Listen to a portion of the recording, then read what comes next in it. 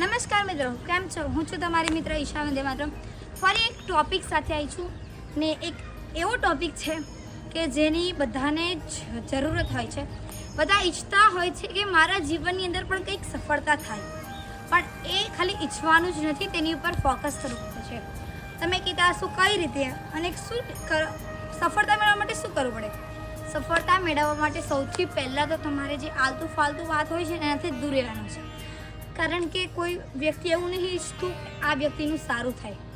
એટલે આપણે જો સફળતા મેળવવી હોય ને તો આ બધું છોડી દેવાનું અને તમારું જે અંદરના જે મનની વાત છે એ કોઈને તમે શેર કરો ના કરો, પણ એ જે મનની વાત છે ને તમારું સપનું જ હોય છે કે મારે આ પૂરું કરવું છે, તો એને એક સફળતા પણ કહેવાય. કારણ કે તમે ઈચ્છતા હોય કે મારે આની અંદર સફળ થવું છે, તો એ સફળ થવા માટે એવું જરૂરી નથી કે આલતુ ફાલતુ વાત જ ખાલી છોડવાની. એના માટે મહેનત પણ કરવી પડે છે, ઘણી બધી પરિશ્રમ પણ કરવું પડે છે. ઘણી વખત તમારા જીવનની અંદર મુશ્કેલી આવતી હોય છે ને મેં જોયા છે ઘણા એવા લોકો છે જે એવું ઈચ્છે છે કે હવે મારાથી કંઈ નહીં થાય, હું હવે કંઈ કરી નહીં શકું. આ બધા જ લોકો હિંમત હારીને બેસી જાય છે, પછી એવું છોડી દે કે ચાલ આમાં કંઈ સફળ નહીં થવાય. પણ એ જ તમારી સાચી શરૂઆત છે કે તમે સફળ થવા જઈ રહ્યા છો.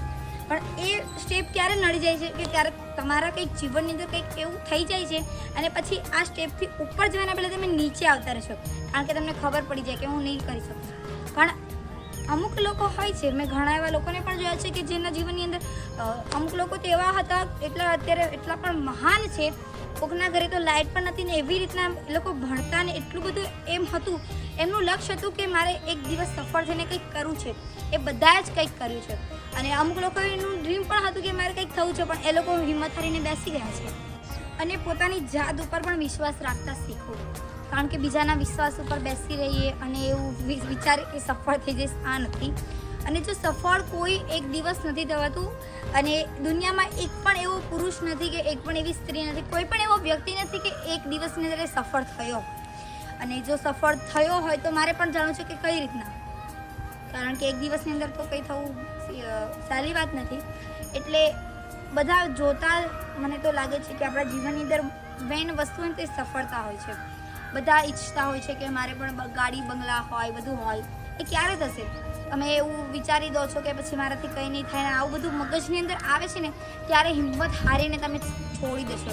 ભાઈ જવા દે, નહીં થાય ના, એને પાછું લાવો અને મારાથી થશે. કંઈ બતાવો, આ પણ એક સફળતા જ છે તમારા જીવનની અંદર.